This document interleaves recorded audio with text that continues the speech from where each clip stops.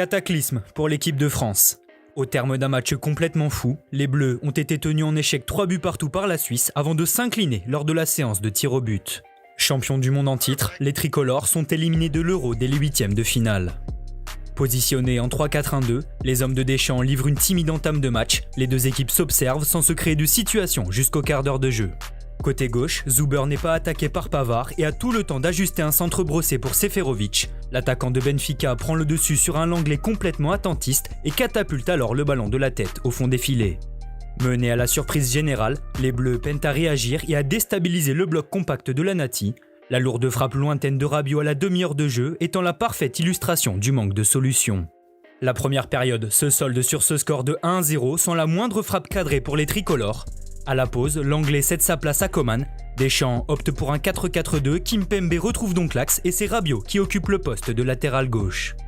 Malgré tout ça, les Français se font une énorme frayeur dès le retour des vestiaires.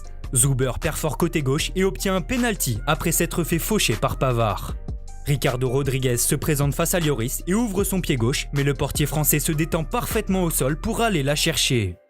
Passé tout proche de la correctionnelle, les Bleus se réveillent et égalisent à la 57e minute. Sur une action à 3 avec Griezmann, Mbappé trouve Benzema à l'entrée de la surface. Le numéro 19 s'emmène parfaitement le ballon et devance la sortie de Sommer d'un petit piqué. Décisif, l'attaquant du Real Madrid double la mise 2 minutes plus tard. Coman initie une belle action collective lors de laquelle Mbappé fait le décalage d'une belle talonnade pour Griezmann. Le meneur de jeu voit alors sa frappe être déviée par Sommer, mais le ballon revient sur Benzema qui suit bien et termine de la tête. Après ce renversement de situation, le match s'équilibre mais la France parvient à faire le break grâce à un éclair de génie de Paul Pogba.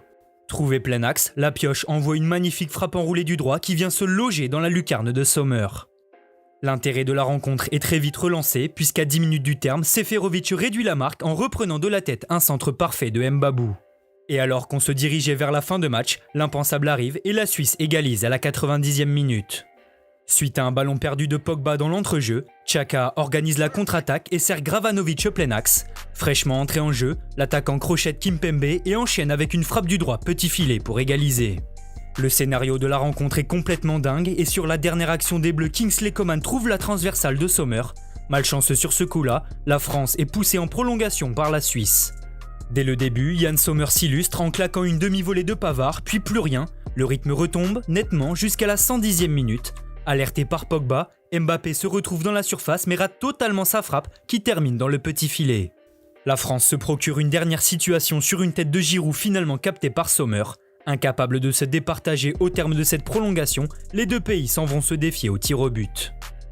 Les 4 premiers joueurs de chaque équipe réussissent leur tentative. 5e et dernier tireur suisse, Mehmedi ne tremble pas et prend Lloris à contre-pied.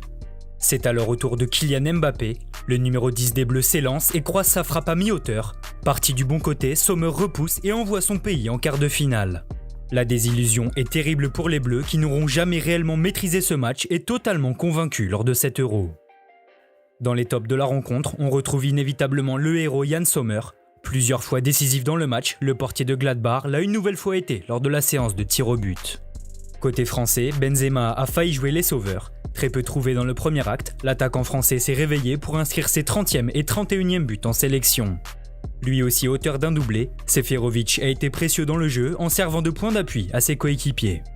Auteur d'un match totalement raté, l'Anglais figure parmi nos flops. Attentiste sur le premier but des Suisses, le défenseur du Barça a semblé totalement perdu et a vite été remplacé à la pause. Coupable d'avoir provoqué un penalty, Benjamin Pavard a une nouvelle fois raté son match et n'a toujours pas pesé offensivement. Devant, justement, Mbappé n'a pas existé et a presque tout raté. En difficulté face au bloc bas, l'attaquant du PSG a rarement fait les bons choix et s'est souvent heurté aux défenseurs suisses qui iront défier l'Espagne vendredi en quart de finale.